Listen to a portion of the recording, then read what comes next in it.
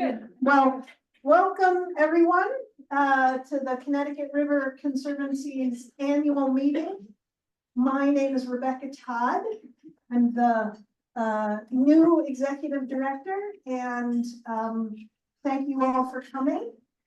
Thank you to Goodwin University, in particular Bruce Morton, who couldn't join us this morning due to a family engagement. But Goodwin University has been a great partner to the Connecticut River Conservancy. We had a wonderful boat ride, thanks to Captain Bill, First Mate Roberto, Second Mate Paul. And those of you who have signed up for the afternoon ride, you're going to love it. And I think there may still be room on that ride. So if you haven't signed up, see Stacy. And thanks to Stacy and the staff and all the board for all the work that goes into making an annual meeting. I would like to say that Goodwin University is working with the Connecticut River Paddlers Trail. And CRC is a partner that with the CRPT to develop a primitive campsite on Podunk River. We didn't quite get there with a boat ride this morning. That is important because there's a 28-mile gap with no campsites on the Connecticut River, and that new campsite will really fill an important gap. If any of you are paddlers, you know paddling 28 miles is a long day. So we're grateful for that, and they're doing lots of the area here is a brownfields redevelopment, showing that we can come back from an industrial heritage to good productive use, which is the story of the Connecticut River, and also connecting trails with existing trail systems in Connecticut. So I want to share with you that CRC has been around for 72 years. And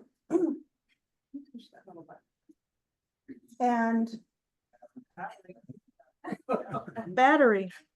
Okay, we'll try the next one. And okay, there we go. Okay, do you want to work on this one, Aliki? Okay. So the Connecticut River Conservancy has been around for 72 years. I have been around, not quite that long, but I've been the executive director of CRC for okay.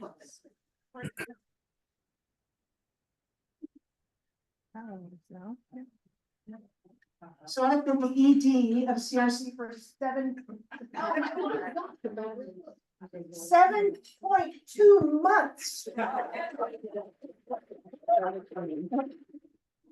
I'm thrilled to be here, and we have a fantastic staff, fabulous board, and we do lots of great work all throughout the watershed. You'll hear later from Kathy Urffer and Ron Rhodes about some of the year's highlights. But what I want to share with you this morning in the 4.7 minutes I have with you is why we do what we do. We do lots of great work all throughout the watershed. But the interesting thing to me, the work itself is very interesting, but I've been pondering why we do the important work that we do. And I think it's because we believe that what you know, you love, and what you love, you seek to protect. So that's what CRC is about. We believe that we are all citizens of this watershed, and that it's critically important for each of us to do what we can to protect our shared watershed. So I'll take it a step further and say,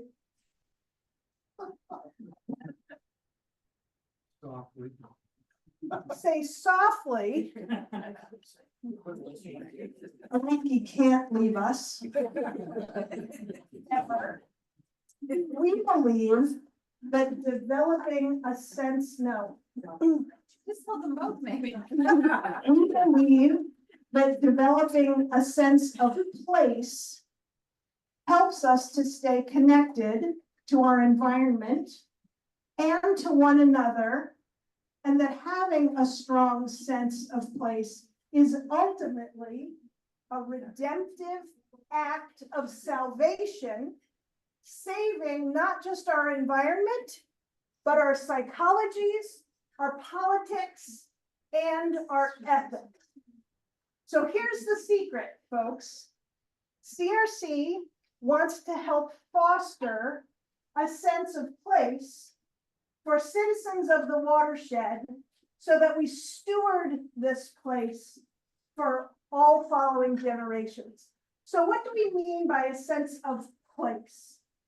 A sense of place are those, can you hear me? Yeah. Yeah? Yeah, okay, great. I'll just continue to shout.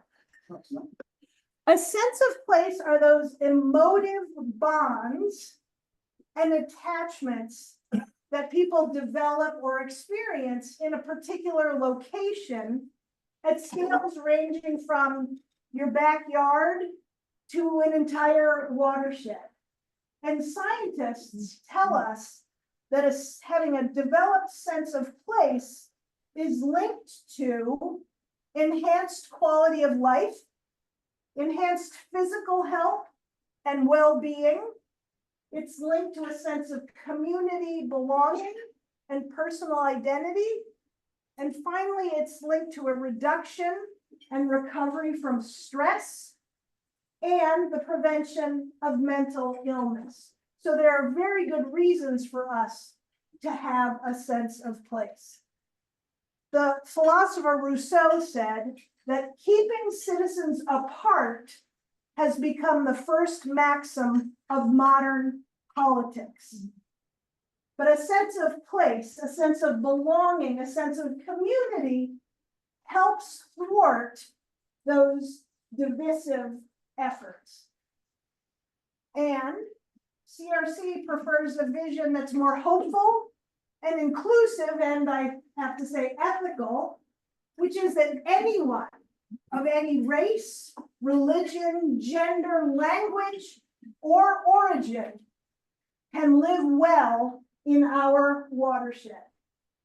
So I want to tell the story here, not of the actions of relatively few to put up barriers, to pollute, to prevent access, but I want to tell a much bigger story of the actions of many citizens, like those gathered in this room, who have helped restore this precious resource. So this long living being that is the Connecticut River is a complex ecoregion of many unique tributaries, habitats, and communities that are always changing, right? So that means, the good news in that is that wherever you are, whatever your talent or focus, there is good that you can do here and now. So whether that's pulling water chestnuts, or submitting comments on hydro relicensing, or supporting our annual fund, please see Brett and Nicole outside in the hallway after this meeting. Thank you, thank you, thank you for joining CRC in our collective good work. Thank you for being here, and I'm now going to turn it over to Kathy Urffer, our new Director of Policy and Advocacy, and also the Vermont River Steward. She'll be followed by Ron Rhodes, our new Director of Programs, and also Director of the Restoration Programs. Thank you.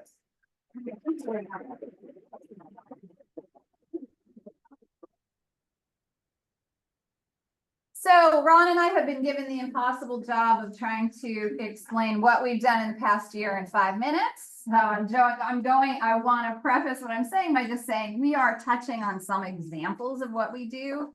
even as a staff, because of the geography of our work in 4 states, the number of staff and the scope of the work that we do, it's hard for us to even keep track of everything we're doing internally. So trying to communicate to the public is always kind of an ongoing little bit of challenge.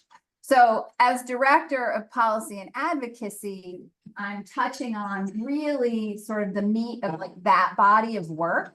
And I've decided for today to broke it up into these kind of like 4 large areas. And so I'll talk a little bit about policy development, some of the things we're working in with that, commenting and watchdogging issues, community engagement, and then because nothing has ever really strong boundaries in ecosystems, some of how the river steward work dabbles in connection with the program work before I pass it off to Ron. So policy development over the course of the past year, a few examples of the things that we've been working on. Here is Ria Drozdenko, who's our river steward in the state of Connecticut, at a press conference that she did earlier in the year, really to try to bring, and all of our work is done in partnership with political leaders,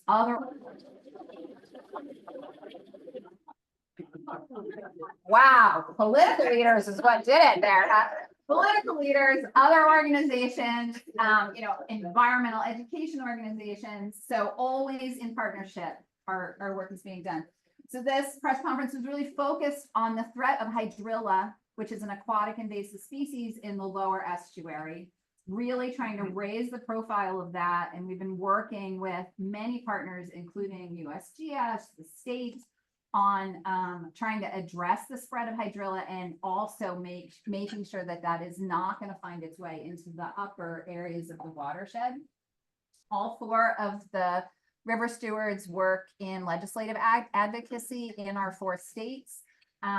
The example I can share from Vermont is this year, after the devastating floods of July of last year, this year we were able to pass something called the Flood Safety Act, which makes multiple changes to try to increase safety in the face of climate change, addressing wetlands, dam safety, and river corridors and how they move. Dartmouth, Kate, who's our river steward in New Hampshire, works this year with a Dartmouth Community Impact Fellow who really focused on understanding extended producer responsibility bills in the 4 states, and specifically in New Hampshire, which is kind of its own animal, how we could move some progressive legislation in that state. Can you hear me?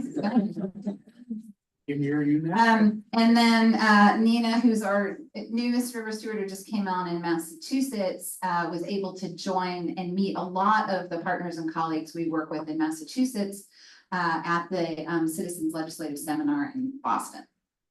So commenting and watchdogging can come up in a bunch of different types of forms. One of the largest things we've been working on for 12 years now is the relicensing of 5 large hydro facilities that sort of skirt the border between Massachusetts and New Hampshire and Vermont. But this sort of work also includes commenting on rulemaking that comes out of agencies in the various states. It can be, responding to like an oil spill we had in Putney, Vermont, or, continual response and trying to move the needle on some of the issues around combined sewer overflows in a lot of our urban areas. So working in those realms. As Rebecca said, 47 seconds, are you kidding? As Rebecca said, what you only take care of the things that you love, right? So integral to our advocacy work is connecting our communities to the river in whatever form that may come. So we actually, as advocates, do a lot of community engagement. Here I am at a little event, Angling and Donuts, trying to bring people to one of the brooks in Brattleboro, Vermont, that we're trying to actually reclassify through a state process. But in order to bring that reclassification petition forward, we need an engaged community. So we're bringing people out and teaching kids how to fish in the process of that advocacy work. Another example, because of the floods last year, one of the issues that came up was no one really understood how to deal with the sediment that ended up in everyone's homes. So you know, we worked with a group from Middlebury College to look at some of the policy in the state to try to find a new way forward for dealing with that sediment. And then Stacy and our event staff help with other like live streams and all kinds of other public events that we engage in. And then quickly, where we start to delve into Ron's world is identifying gaps and starting to try to stand up some program work that may start to fill that gap. So Kate Bachman our New Hampshire River Steward has a background in fisheries biology. She is just starting a new program working with U.S. Fish and Wildlife Service and NOAA on doing some eDNA sampling in the upper watershed to kind of understand really where the short-nosed sturgeon are. Also looking at American eel and sea lamprey with that effort. So, and then Rhea here in Connecticut has this last year worked with the Long Island Sound River Restoration Network and helped to convene an agency and funders meeting to sort of help connect the dots between funding and the on-the-ground river restoration work that we do that Ron will be able to fill you in on. So a quick overview. We are always glad to answer questions and I can talk at length. I don't want that thing anywhere near me. All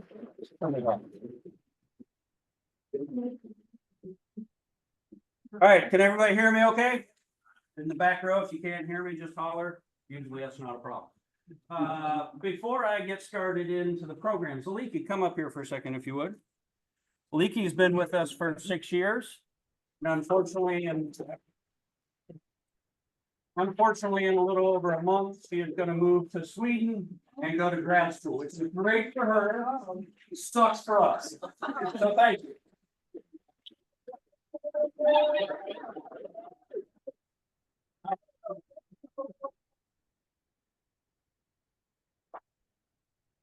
Half of the work I'm going to talk about wouldn't have happened without that whole thing right there. Programs, we have 5 major programs. Field season, right? You hear us talk about field season, April through October.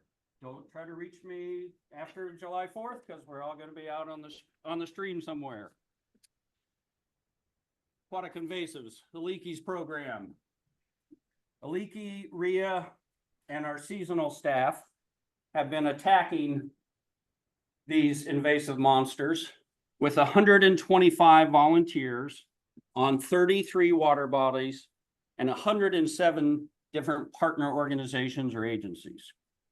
One highlight of our work over the past 6 years here in Connecticut and South Windsor, we have been doing control efforts on water chestnut at a pond.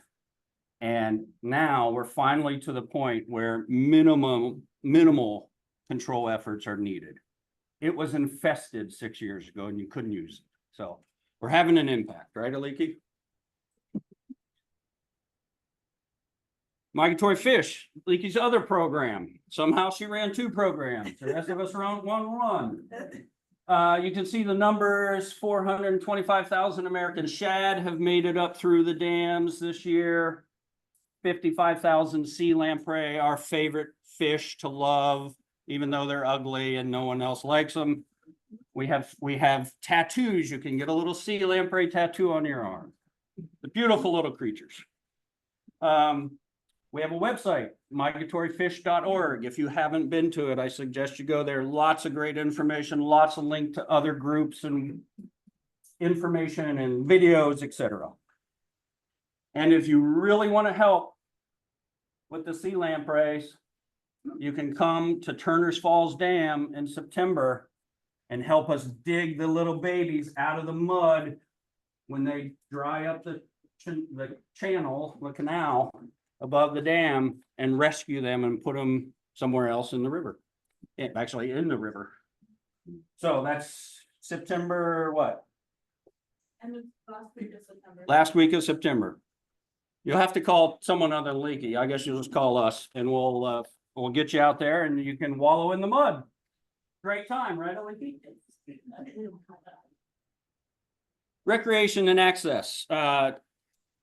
Rebecca already talked about it a little bit. Gabriel runs this program for us. We are scouting for new campsites and access points for the Connecticut River Paddlers Trail. We are purchasing more boats and equipment. Thank you, board. We are providing more and better maps, some of which are out on the table. Smartphone apps and other paddling resources. Where's Tim? There's Tim, right? We're a lot of new stuff happening for the Paddlers Trail. And maybe the biggest thing we're doing is fairly new for us is Gabriel is managing a access project in Holyoke, Mass. So we just put the RFP out on the street. Hopefully we'll get bids here shortly and be able to do those projects this summer or fall to develop safe and equitable access to the river. A lot more of that work ahead of for us. Restoration. Last year, CRC and our partners, and I want to mention our partners because none of this work happens without them. We completed 29 river restoration projects last year. It's our most ever.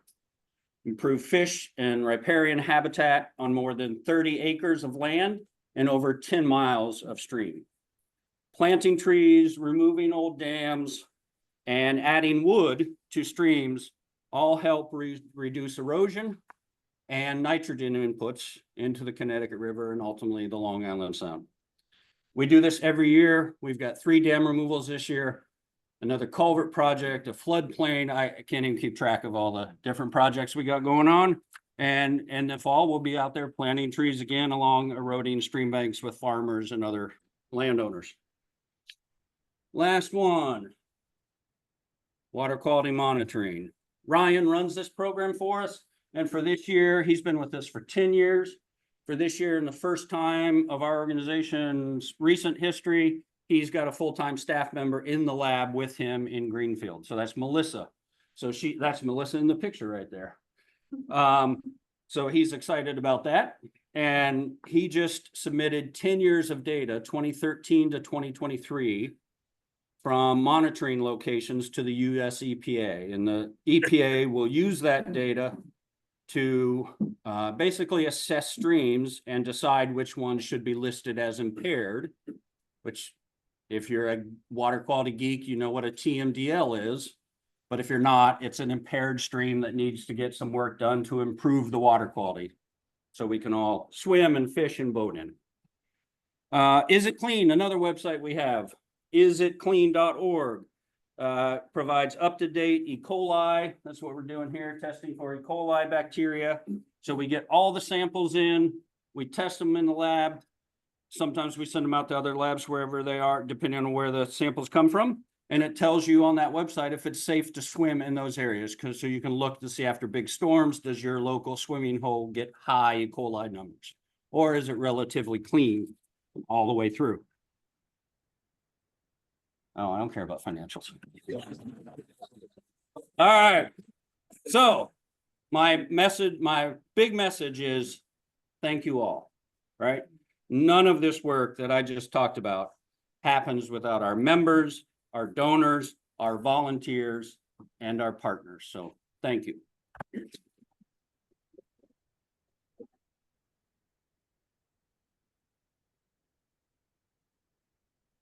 I'm sure I'm not as good a shouter as Ron, but we'll try. I'm Bob Sproul. I'm the chair of the Board of Trustees, I think this works. and we're going to run a very short board meeting. For those of you who in the audience here who are not board members, please do not take this as an example, what your board normally does. But this one is designed to be short so that no one will get bored. First of all, what we have is some items on what we call the consent agenda. The idea is these are relatively small pieces of business that are not objectionable and probably no one even wants to discuss. And so we put them together and then with a single motion at the end, we approve the consent agenda. We'll even do that in an abbreviated way. So first item on the consent agenda is approval of the minutes from the last meeting, which I think was May 11th. And that's in the board. For those of you who are board members, you had it in your packet for the board meeting. The second item on the consent agenda is a formal approval or reapproval of the CRC conflict of interest provisions for the board. And board members are expected to sign a document that agrees to the conflict of interest policy, which is what we're about to approve on the consent agenda. Those of you who are board members have copies in your packet. If you don't send it in, we will come get you. And the final item is the election of officers, and these are trustees who fill various officer positions in the CRC. And this year, I will serve again as chair. Vice chair will be Allison Brinkman. Treasurer will be Kari Costango when she's not swimming.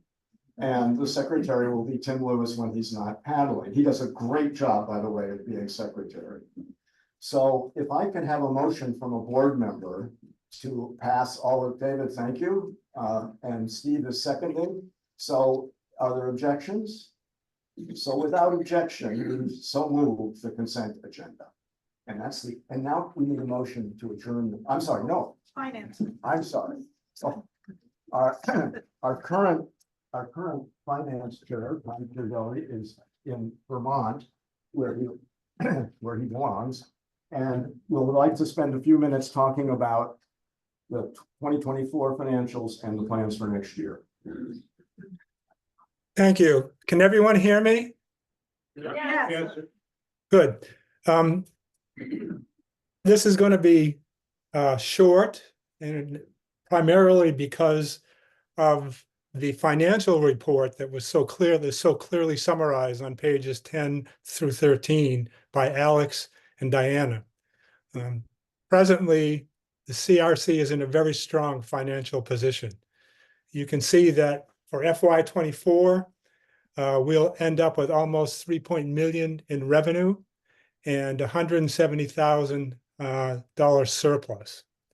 Looking ahead to FY25, we anticipate our budget will bring in over $5.6 million in revenue, and it'll be a balanced budget. So the credit for this impressive performance, under the leadership, all 7.2 months of it from Rebecca, the credit belongs to everyone in the staff. Everyone's job has some influence on the bottom line. And with the quality of staff that we have, that's one of the reasons why we can see this impressive performance in financials.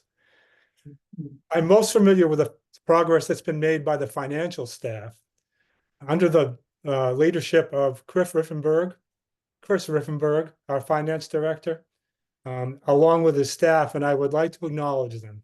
Mallory Strider, Assistant Director of Finance, Laura Herbert, Accountant, Ansel Appleton, Finance and Accounting Assistant, Donna Riggs, Finance Assistant, and Ken Langevin, CPA Consultant. Together, this group has been able to solve many of the problems that have plagued CRC finance and accounting for several years. For example, keeping current on payroll and payables. It's not as simple as it might appear, with multiple grants bringing revenue in and out the door every day. 3 years ago, some of these problems appeared to be almost intractable. That's when our revenue was about 3 million. As we can see, next year, it's going to be 5.6 million. And now that we have the policies in place and the staff to handle them, I think this is going to be not a problem for this group. Finally, I'd like to make a couple of comments about our investments. CRC now has almost 3.6 million under management with Morgan Stanley. Over the past 12 months, we have earned $350,000 in return. That's almost 11%. And of this, 2.6 million are invested according to the guidelines of our investment policy in permanently and board restricted funds, so we can view these as endowment.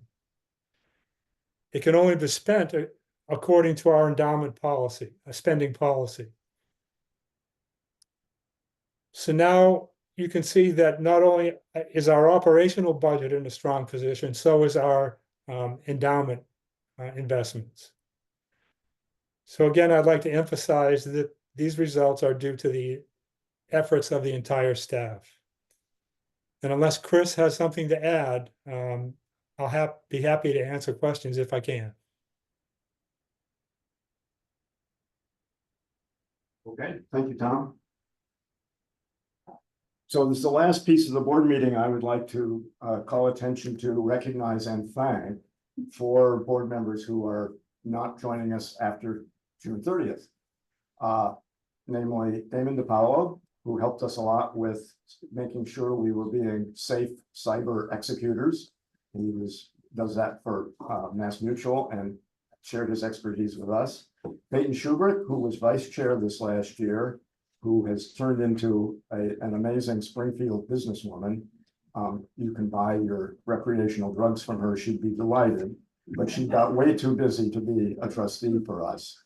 Tom, whom you just heard from, who has served more years than you can imagine, 6, which is, we kind of have that limit with trustees, although we can extend that if necessary. And finally, Justin Beatty, who was a member of the governance committee and helped us with working on recruiting other additional trustees. So thank you to those 4, and we will miss them.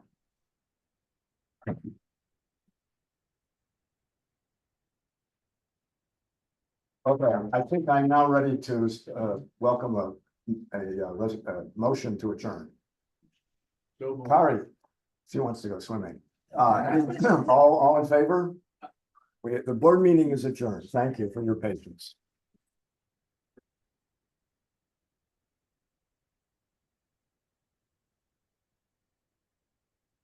So I have the great good honor now of sharing with you who the staff and board have unanimously agreed is deserving of what we call the Bud Foster Award. And Bud Foster was the first executive director of the Connecticut River Conservancy. And the award goes every year to someone with exemplary dedication to the health and well-being of the Connecticut River watershed. This year, I'm pleased to announce that it's our friend Dick Shriver who is getting the Bud Foster Award. And I'm pleased that we could provide this family reunion for the Shriver family.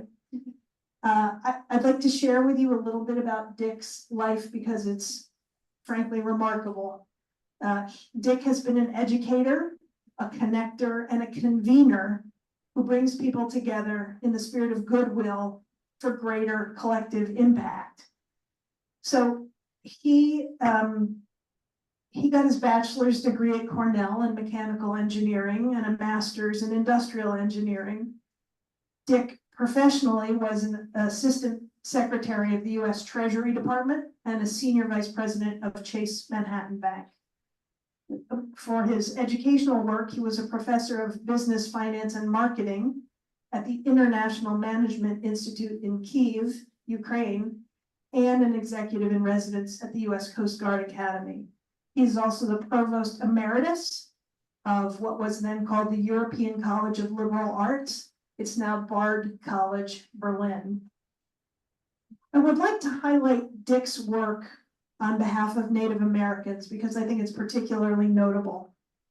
As a private consultant to the Secretary of the Interior, Dick spent 6 months investigating and developing a report on the problem of underpayment of oil and gas royalties to Native American tribes for the leases on their reservation land throughout the United States. He continued with his work on behalf of Native Americans as a board member of the Museum of the American Indian in the late 80s. And he helped transition that museum from private ownership to what we now know as the Museum of the American Indian under the auspices of the Smithsonian, with a building on the Mall in DC, and also a museum by the same name in the Customs House in New York City. So that's a little bit about Dick's professional life. He chose to retire, in air quotes, near the mouth of the Connecticut River in Old Lyme in 2007. And Dick formed a deep connection with the river through boating, hiking, fishing, sailing, and photography. His connection with the river resulted in his launch of Estuary Magazine in 2019, which is an aspiring and beautiful magazine, which was challenged by the economic impacts of the COVID-19 health crisis. But I heartily recommend to you a subscription to Estuary Magazine. It's instructive and beautiful and illuminating. Under Dick's leadership as the publisher and editor, that magazine is thriving and highlighting our bioregion. So let me tell you a little bit about Dick, how Dick has helped the Connecticut River Conservancy. He has been the boat operator for the Unified Water Study, and that is a job that begins before the sun is up. He's published through Estuary lots of interesting information about our restoration work in the Lower Sound. And he's hosted murmuration bird trips, paddle trips.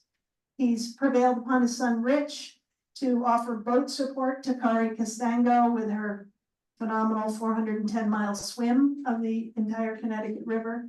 And he and Barbara held a celebration for Kari at their home at the completion of her swim. And just recently at the 5th anniversary of Estuary Magazine, Dick and Barbara threw a fabulous party in Old Lyme, and Dick, ever selfless and ever the convener of good friends, invited others to speak at that reception, including me. And thanks to Dick's leadership, CRC is one of a small group of environmental organizations that are the grateful recipients of a 3-year, $1 million grant from the Endeavor Foundation to help build partnerships to restore and protect the Connecticut River watershed. So Dick has been a true friend to CRC and to me. And I want to share with you one anecdote before I ask Dick to come up and say a few words. I learned the other day that when Dick was in elementary school, his school held a competition, a naturalist competition in his school to see who could pick and correctly identify the most wildflowers. So when Dick Shriver was in 1st grade, he picked and correctly identified 62 species of wildflowers. But he was the runner-up behind Julie Fisher, who identified 69 species of wildflowers. So fast forward 1 year, Dick Shriver is now in 2nd grade. And there's the same naturalist competition. Dick Shriver picks and correctly identifies 104 wildflower species. 104. Unfortunately, Julie Fisher had 109. So I just love that image of Dickie out there collecting wildflowers. But I have to say, Dick Shriver, you're still the #1 naturalist to me.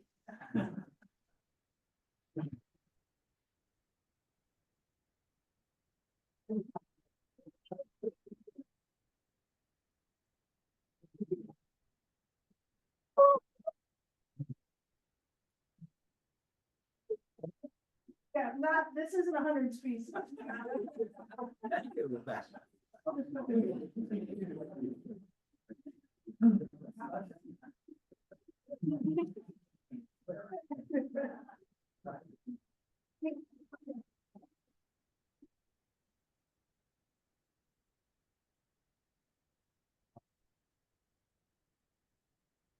No.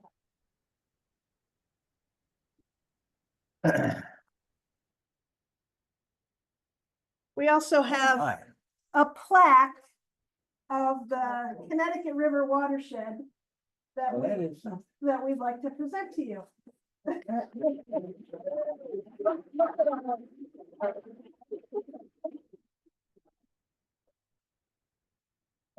Beautiful. Okay. Oh, my goodness.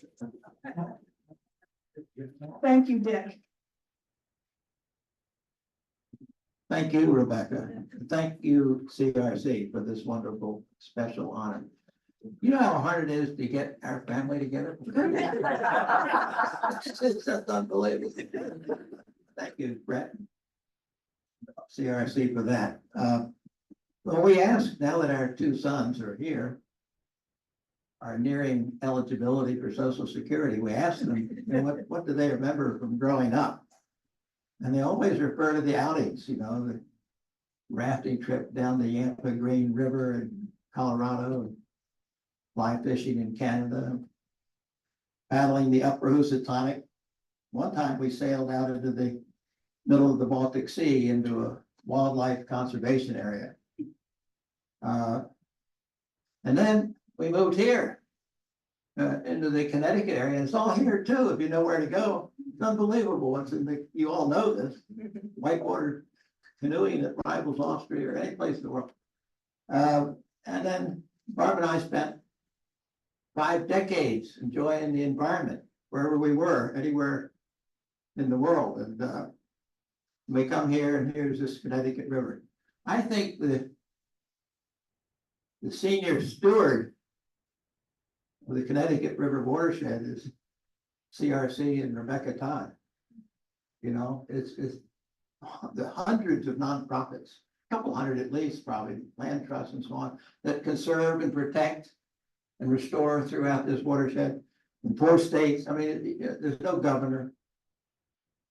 I think you're the leader. Oh, goodness. 7.5, whether you want it or not. It's not a responsibility. Your responsibility is what you do, what you all do, but the oversight of all of the work, restoration and protection. And we're just grateful to have our small role in the small projects that we do with you. Thank you all very much.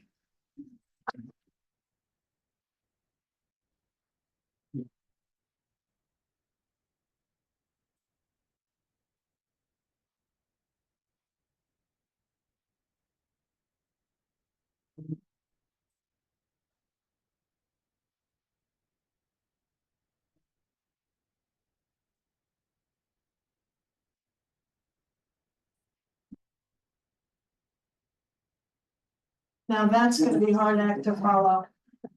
I will tell you, as Candice is making her way up here, that Dick confided in me recently that at 91, he is now going to hang up his cleats. He is no longer going to coach the high school girls lacrosse team. With the addition of the pacemaker last week, he says he's feeling reinvigorated. Go back. And he might go, he just had a pacemaker last week, and now you might go back and coach some more. How many years have you been coaching? So, thank you, Dick. We are really pleased to bring you the guest speaker we have today. She is Candice Constantine with Fuss & O'Neill, one of our engineering partners, and she's going to help us better understand the infrastructure changes that are necessary for us to begin working toward climate resilience. So please welcome Candice to our noble crowd.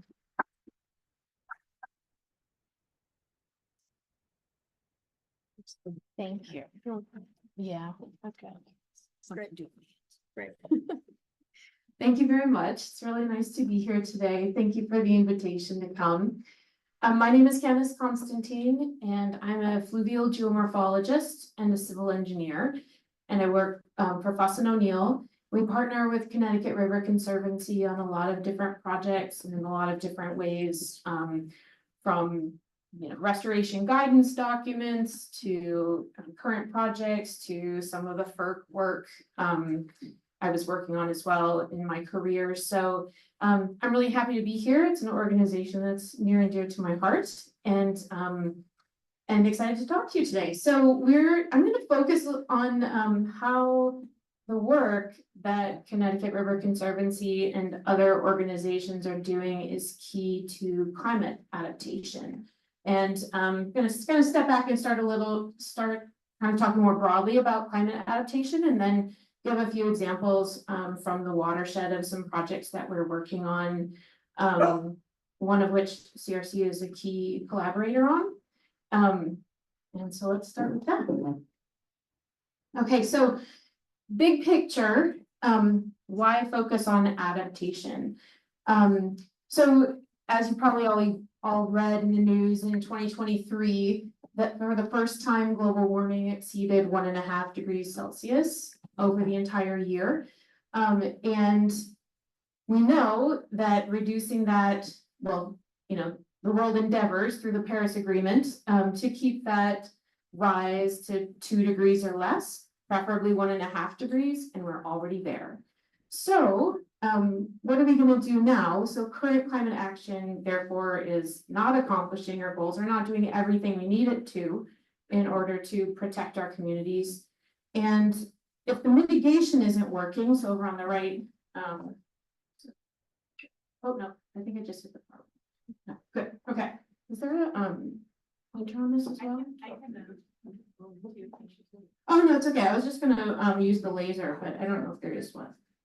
Oh, the red button? Okay, thanks. Oh, no, it doesn't work on the screen. Okay, that's all right. I'll just point. So if the mitigation isn't working to reduce the risk of climate impacts and loss and damages, our next step is to look at adaptation. So if we know that the climate is changing, how do we adapt to that? How do we help communities adapt to that so that fewer people are hurt, less damage occurs? No matter what we do, there's going to be some residual risk. And when a climate change event occurs, whether that be a coastal storm or drought or extreme floods, there will be some loss and damages, but the idea behind adaptation is to minimize those to the extent possible. And nature-based solutions are a really key component of that adaptation process. So some examples of nature-based solutions. A nature-based solution is basically working with natural processes to help alleviate the risks posed by climate change events like flooding, for example. I'm going to focus on flooding for a lot of this talk today. It's a lot of what I do as a water resources engineer. And I know a lot of concerns for communities here in the watershed. So some examples of nature-based, oh, sorry, I was explaining. So the nature-based solutions, we use those processes to try to alleviate those risks. And a key part of nature-based solutions is also that they provide all kinds of additional benefits. You all know there's the recreation benefit, health and well-being, aquatic health, ecosystems, fisheries. There's so many different additional benefits to employing nature-based solutions versus, say, gray infrastructure, like, for example, a flood wall or something like that to mitigate against flooding or to adapt to flooding. So some examples might be protecting or restoring coastal or riverine ecosystems, which brings community resilience, disaster risk reduction, economic development. There are also a lot of economic benefits related to protecting our environmental resources and using those processes. Protection of forests and landscapes, so protecting our water supplies. That's a huge added benefit of approaching climate change adaptation through upland resource planning and management. Providing space for rivers to naturally flow and flood gives us flood protection, water security, as a lot of those water sources are also our drinking water sources. Protection and restoration of wetlands, providing storage, flood protection, and food production. And then there are also some nature-based solutions that are a little, do involve the built environment a little bit more. So stormwater infrastructure, for example, and green infrastructure. So those are just some examples of approaches one can take to deal with issues like flooding, for example. And again, why are we looking at these things? What are some of the benefits? So there are some benefits for the natural systems in terms of channel stability, aquatic habitat, water quality, but so many benefits for communities as well.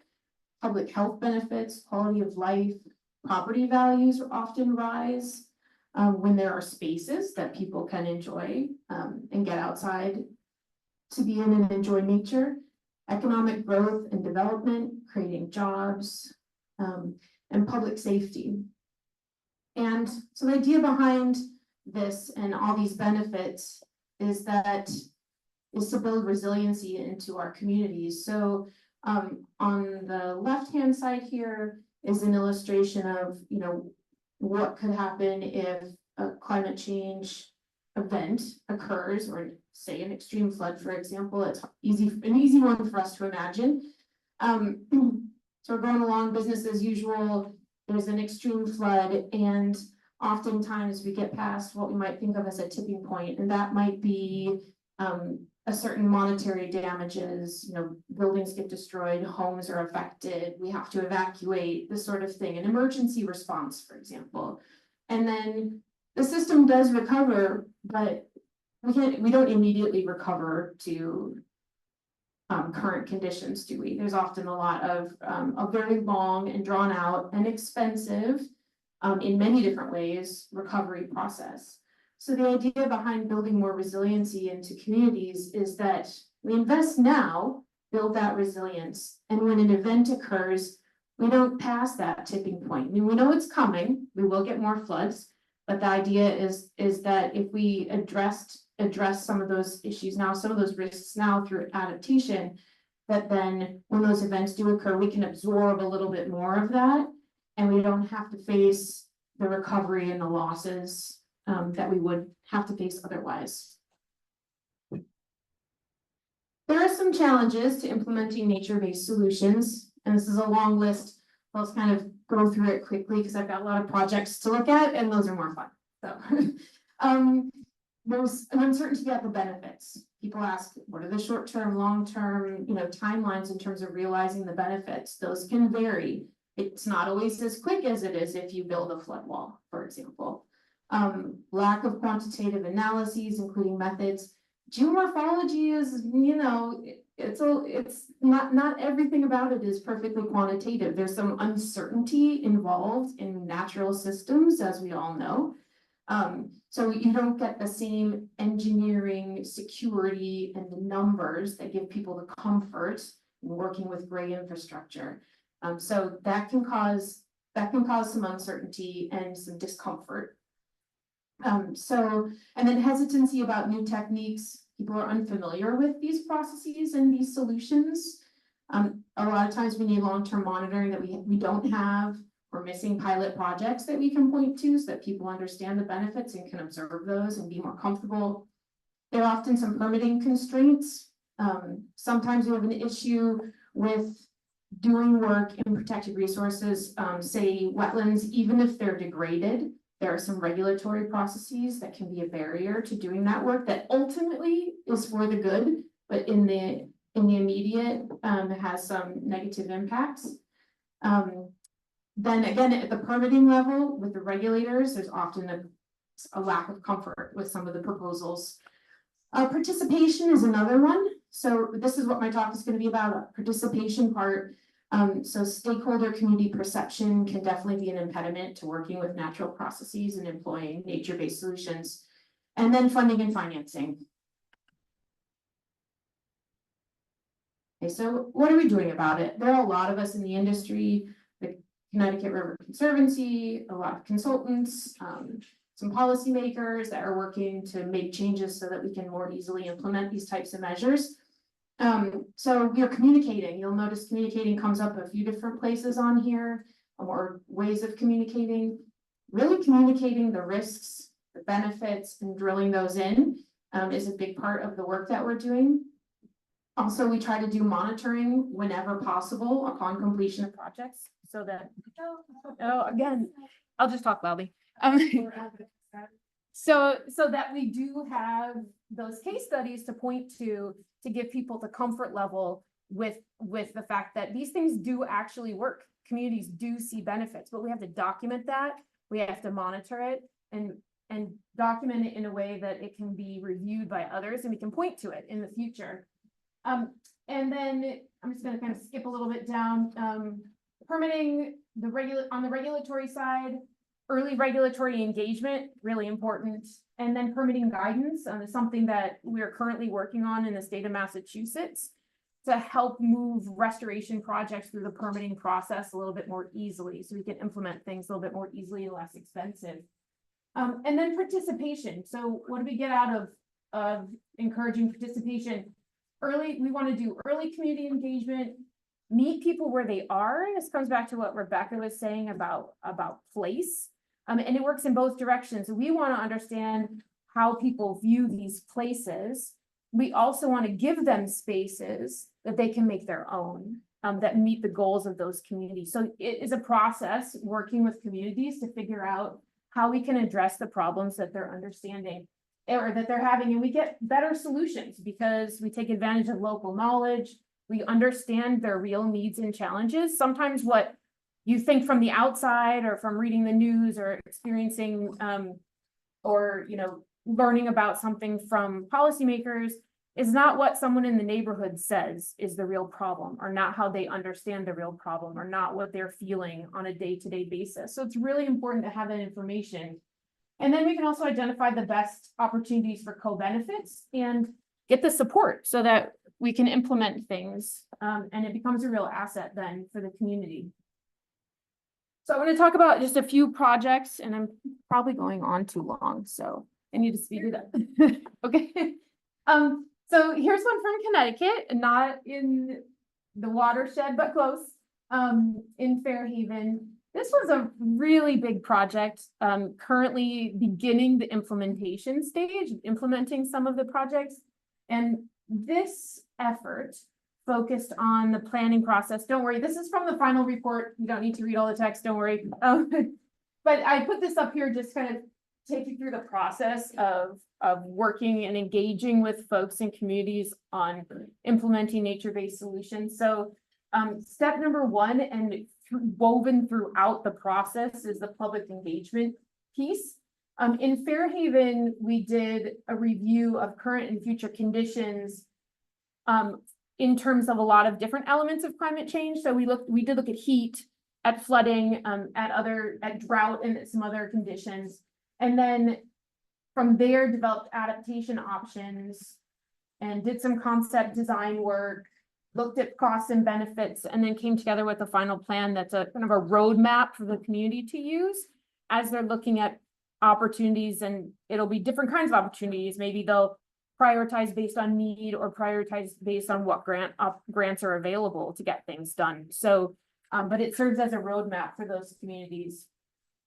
And speaking of community engagement, how do you do that? How do you get people involved? Participation can be a barrier. And, as CRC knows, like getting folks out in the field is really important. Getting them there can sometimes be challenging. So what are some things that we employ?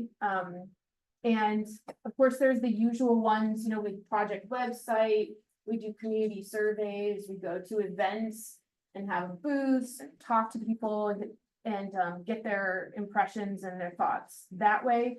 One of the things that has really worked well for us as a company, and that we do in collaboration with our landscape architecture team, is to run longer workshops. And we did this in Long Meadow, which is one of the projects that I'm going to talk about, and for Fairhaven as well, for a bunch of the projects, where we do on the first day do a walk and talk kind of interactive process, or meet at the site or someplace in the watershed if it's a broader plan, or a sort of a target neighborhood if it's a citywide plan, and meet people where they are. So go to communities, walk around the area, see with our own eyes what the issues are, talk to people about it, get their impressions of things. We usually come with a set of questions, but also just a lot of organic conversation, and you can learn really interesting things, just chatting with people in their own neighborhoods.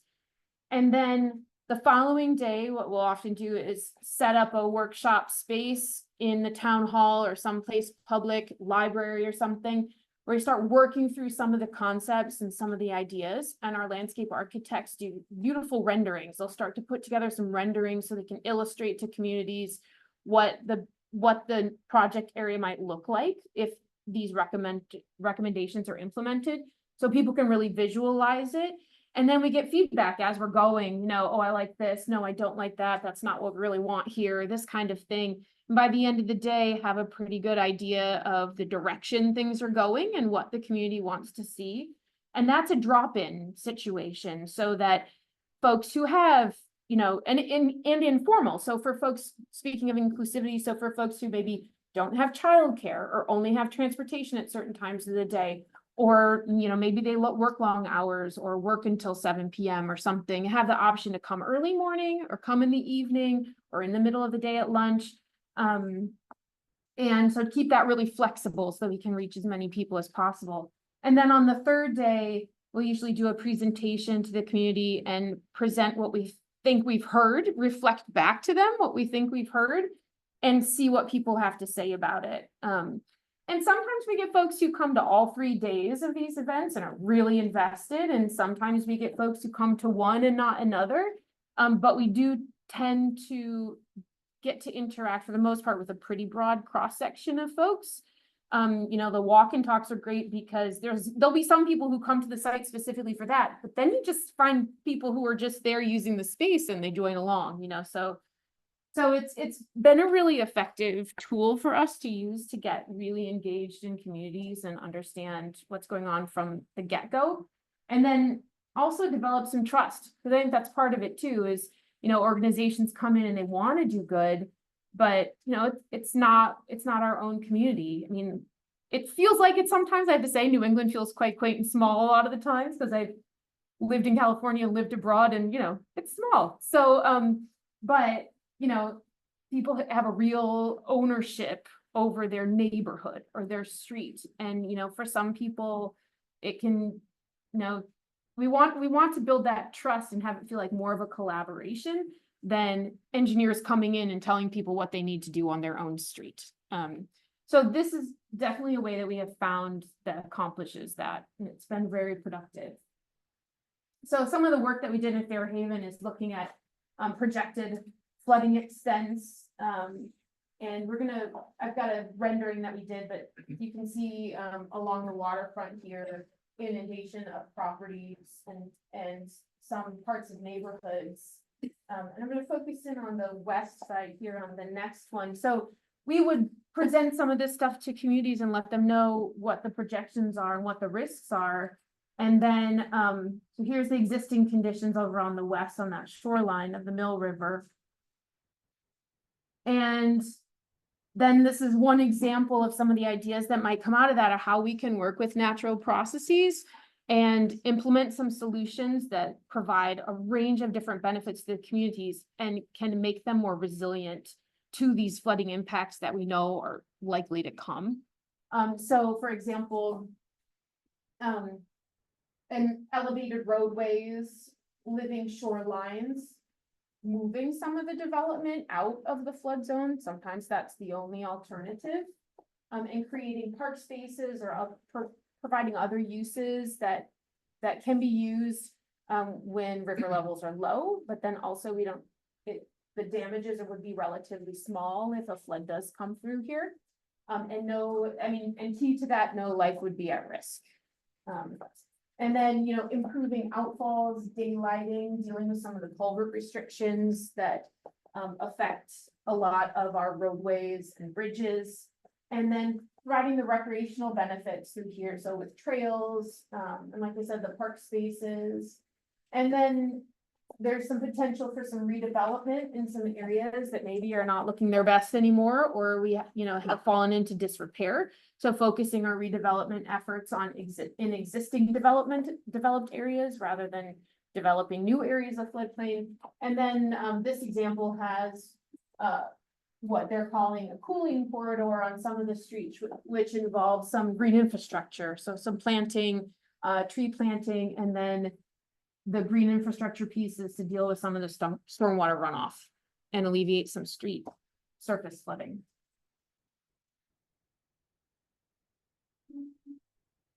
Right, so I'll change gears a little bit, and another case study just to, yeah, I've got two, but I'll go through them really fast if that's okay. Yes, okay, okay.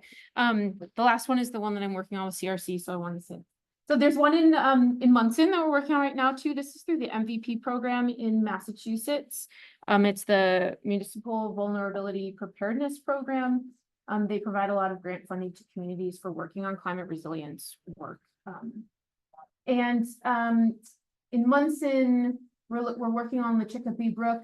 Similarly, did site visits and a walk shop, got people's thoughts on what the issues were and what they're experiencing. I'll kind of go through this quickly. This is one visual that came from that is, you know, all the different words that people use and the imagery that comes to mind when they think about the creek and some of the issues that they have and what they want in their community. A lot of people put up words like nature, you know, multi-generational, there's trail in here, recreation is always a big one. Accessibility often crops up as being a big thing that folks are looking for. The problem area here is the Munson Road crossing right here, which is a temporary bridge structure because it was washed out previously, prone to flooding. It is the only access to a town water supply well. And when they lose access to that, obviously they lose access to their well, and some residences are cut off from their homes. So the question was, how do we provide a resilient access? And in this one, the proposal that we're working on designs for now is to remove the road embankment across the brook and restore the wetlands, restore the floodplain, and reroute the road along an old railway embankment that's away from the floodplain, out of the floodplain, and doesn't require a stream crossing. And then the last one is Cooley Brook. This is in Longmeadow. This Cooley Brook is a direct tributary to the Connecticut River. And we also did a visioning workshop for this one. And it's just another visual of the process is about, you know, being there to look, listening to the feedback, thinking about what it looks, what people are telling us, and then create something and then hear back from folks about whether that's what they're looking for. And this one, we did some community input where we had, this one, we did a lot of similar things, walk and talk and things. This one, we also had some QR codes set up around the park where folks could pull up their phone, and if they link to the QR code, it would link to a survey and some visualizations. So they could see, oh, here's an idea for this spot. What do you think? And then there were questions about it. So we tried a different way to get some feedback with some visualizations early in the process. And from that created a plan. This is for one area. Cooley Brook has some dams on it that are in disrepair. So this is one of the dam removal sites. And then it's park amenities and access improvements incorporated, and then restoration of Cooley Brook. Provide some different types of visuals to help people really understand what's being proposed. So that's a cross section of the restored brook area, and some 3D visualizations that we can create using computer technology, where we can look at it. You know, we can put something like this up and say, what do you think of this kind of crossing? What do you think of the brook restored through here? And get feedback on that. And then, for example, what we heard in this particular site, we did the survey and talked with people. We asked them what they wanted to see, and you know, they're the top things, and this is very often the case, but here, top things where they wanted healthy ecosystem and accessible trails. Those were their top desires for that community. And so we use those as the basis then for looking at measures to restore the creek, provide flood resilience, and they have a lot of stormwater flooding. So provide measures to kind of try to deal with those things while giving them the added benefits of the accessible trails and other park amenities. Right, that's it. A very quick run through, but we have a lot of examples, and it was fun to share a few of those with you today. And yeah, thank you very much. I'd be happy to take questions.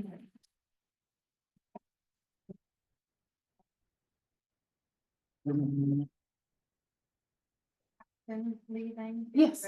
But they're not gonna go on the. Yeah. boat without it. Yeah.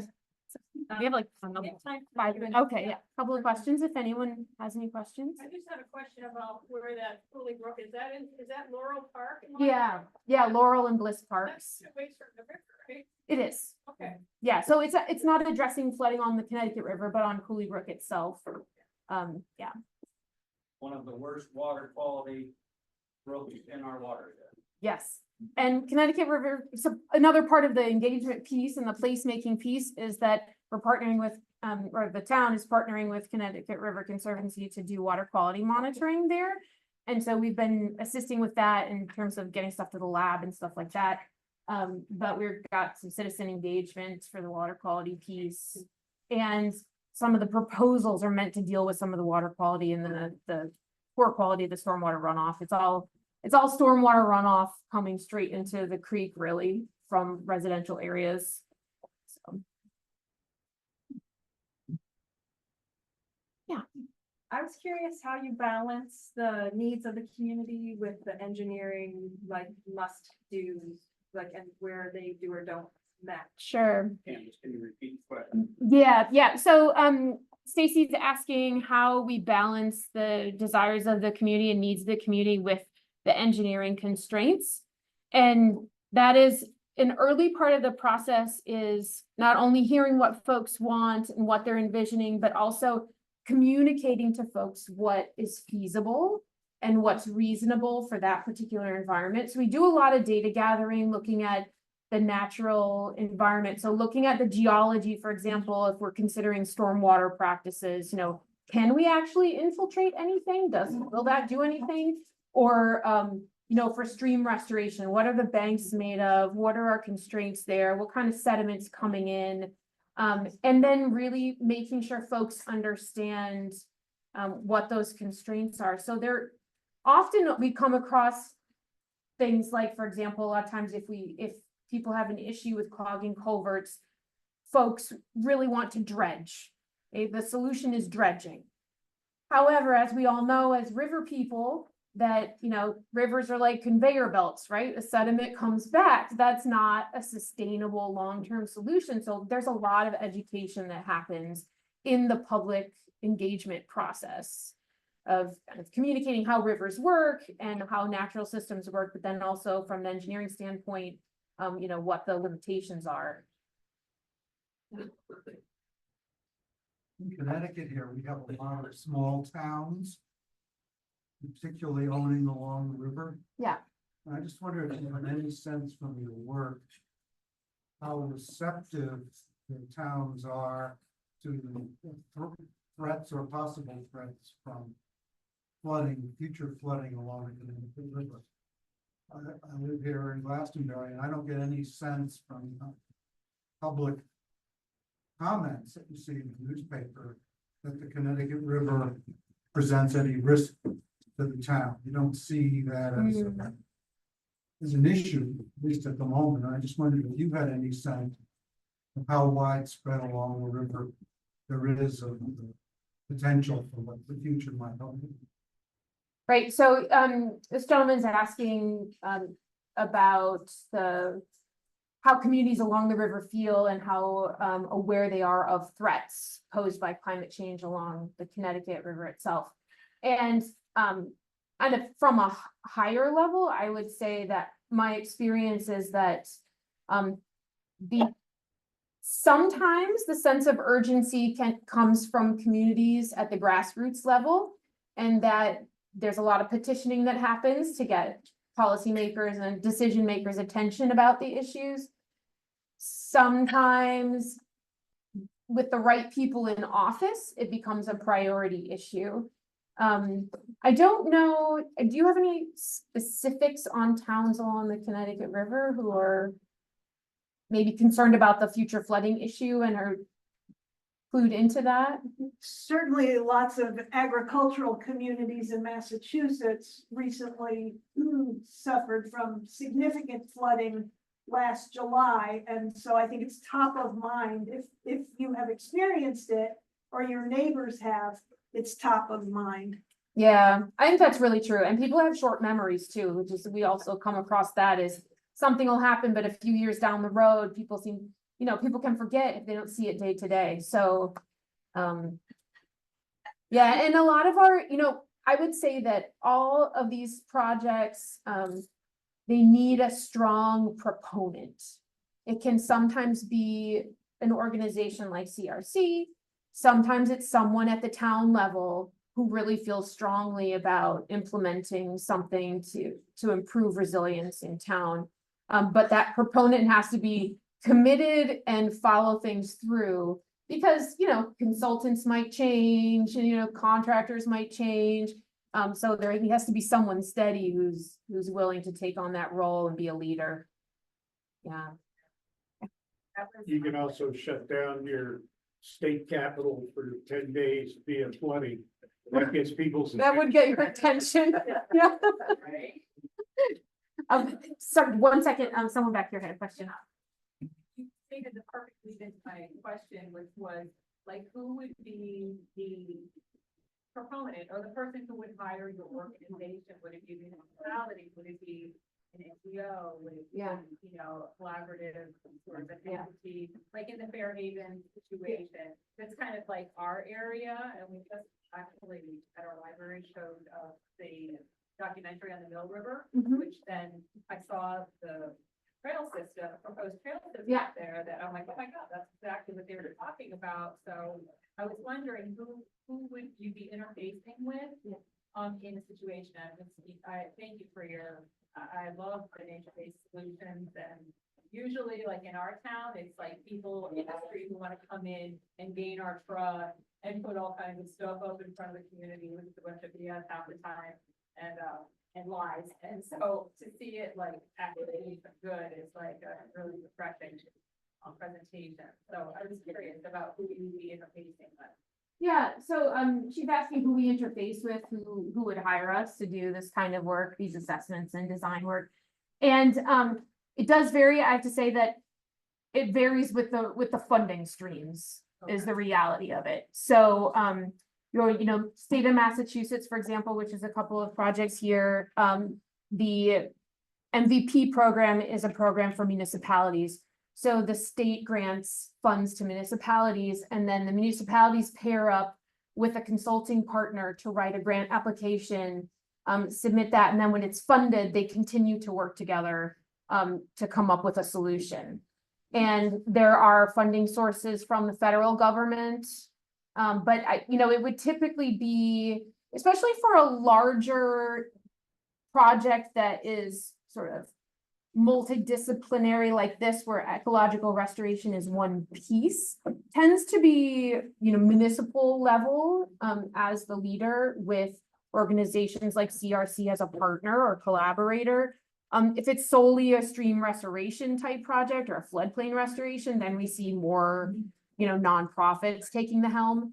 So it kind of depends on the scale of the project and the scope of it, and then also the funding availability. That changes too, and so you have to be nimble and change with the different funding streams, and every state has different programs and everything. So it, yeah. Go ahead. I have a question.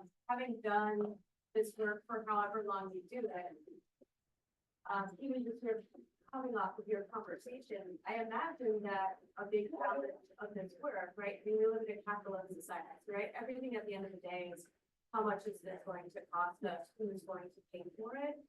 But do you feel a sense of hope or possibly despair in terms of people really understanding and grasping the concept of 5 generations ahead, 7 generations ahead, like the long-term impact of like, where we are in this moment in climate change and global environment, and sort of how we were just talking about this earlier, when we're sitting down, like the critical nature of some of these changes and how some people can be resistant to it just from a purely financial standpoint, because in their generation, they won't be impacted by it and they won't benefit from it. But it's a necessity for the generation to come. I'm curious how you are experiencing that in your work. Yeah, so. Also, the first question, I often feel despair about the mitigation side because it relies on federal governments and nothing happens.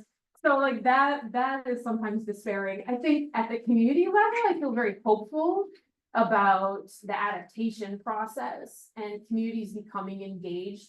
It is slow going, and I have to say it is more hopeful in places where the state has taken a lead in doing research like with Circa here in Connecticut and the MVP program in Massachusetts. I think those states are ahead of it in the United States for getting this work accomplished and bringing people together and having more of an impact. And I think all communities are different. Some communities are more community minded in that people are invested in the good of the whole, and other communities are less so.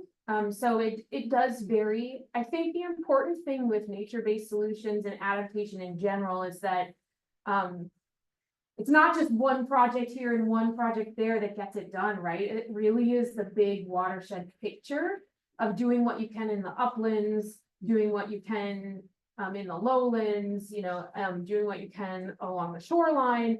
And a lot of times those communities have different ways of thinking about things. So it is challenging, but I've seen it changing, I think, in terms of folks coming together and being like, okay, this isn't going to go away. And I think some communities have experienced or have seen their neighbors experience like repeated damages at this point, repeated flood damages and things that I think are kind of changing perspectives a little bit on that. And I think, but that question always does come up, like who's going to pay for it?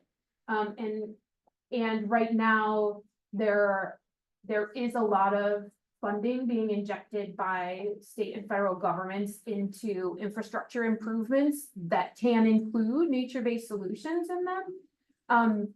And that's great. We're kind of at a peak right now. There's so much work, we can't get it done. We can't hire enough people to get it done. But that will end, like that goes with, with the changing politics, like funding streams will change again. So maybe in 5 years, I won't feel as, sort of as, I don't know, optimistic about it. But, right now I feel like there's a lot of momentum, which is a good thing. So. Okay.